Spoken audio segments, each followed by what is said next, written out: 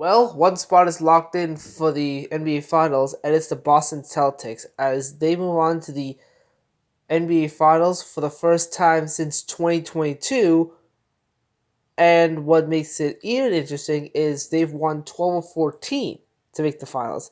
Although this looks like a complete team, this team gives you a reminder of the 2022 Golden State Warriors. And here's why. The first round, they were playing against the Miami Heat, who they lost to in the conference finals last year. They were down 3-0, almost came back from it, only to losing Game 7 because of Jimmy Buckets. This year, a completely different scenario. The Celtics won in 5, but that was because Jimmy Butler was out with an injury that he suffered in the play-in tournament. For the Warriors, in round 1, they were playing against the Denver Nuggets, and although Nikola Jokic was a superstar, he couldn't give it alone. He needed help, and unfortunately, Jamal Murray would have made his return, but he was still in rehab with that injury that he suffered during last year's run. In round 2, the Celtics were playing against the Cleveland Cavaliers, who were coming off a series win over the Orlando Magic. And this time, another injury bug came to help them, and it was Donovan Mitchell. Played great in games 1 and 3, then suffered a calf injury, forced to miss the next 2 games. Now, we didn't call this injury luck, but those 2 games, the Cavs could have really used Donovan Mitchell. Will we call this luck? You guys decide. For the Warriors championship run in round 2, they were playing against the young Memphis Grizzlies.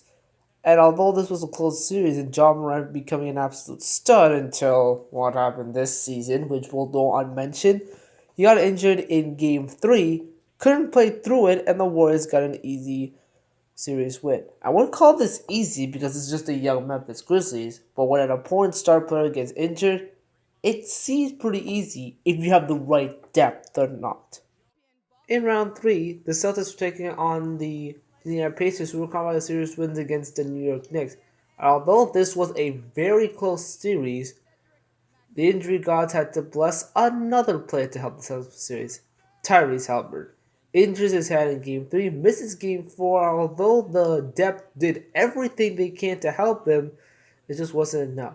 So I'm not saying that the Celtics needed a points player to get injured to win, because they are a complete team. They have Tatum, Brown, Derek White becoming a sharpshooter, Tristan Porzingis, hopefully he stays healthy, and Al Horford stepping up. They are a good team, but again, they are similar to the Warriors in somewhat form. You guys decide, is it a Mickey Mouse run, or is it just there that's the better team? For the Warriors, they're taking on the team that we're still waiting on, the Dallas Mavericks.